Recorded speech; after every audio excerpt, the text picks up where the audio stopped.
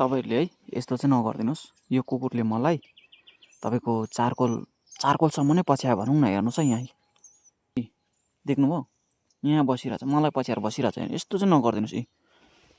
पछ्याएर बसिरहेछ हो, जङ्गलदेखि पछ्याएको। अघि पनि है अर्को पनि भिडियो हालेको छु मैले। यहाँ चारकोल तपाईँको कतिजनाले चिन्नुहुन्छ, यो आसिङ काइला भन्छ है। यहाँनिर टक्कै चारकोलमा यहाँ फर्स्टमै घर छ नि आसिङ काइला। यो जाने तपाईँको उकालो यहाँनिर फाटक झन्डी जाने, यहाँबाट ओह्रालो सर्टकट देउराली है। हेर्नुहोस् यहाँ फाटकसम्म छोडिदिन्छु, यहाँदेखि उता चाहिँ मलाई भेट्दैन यसले हो। हेर्नुहोस् है यहाँसम्म चाहिँ यो यहाँ बसिरहेको छु, यो मलाई पछ्याएर। प्लिज यस्तो चाहिँ नगरिदिनुहोस्, किनभने यो पनि एनिमल हो। यसले 10-12 साल 14 साल यसको लाइफ हुन्छ है। त्यो लाइफसम्म यसले खानु पाउनुपर्छ, जिउनु पाउनुपर्छ कुनै पनि ठाउँमा। यति साह्रो कुकुर भन्दैमा यसलाई होचो चाहिँ नगरिदिनुहोस्। यो जङ्गलमा थियो है, म जान्दिनँ के कसरी झऱ्यो है, न मान्छेले फ्याँक्यो, म चाहिँ जान्दिनँ।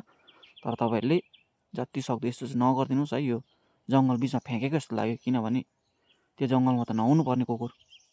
ल है साथीभाइ प्लिज यसो चाहिँ नगरिदिनुहोस् है। तपाईँ कसैले लानु सक्नुहुन्छ, यहाँ चारकोल छेउमै छ यो है, देख्नु सक्नुहुन्छ।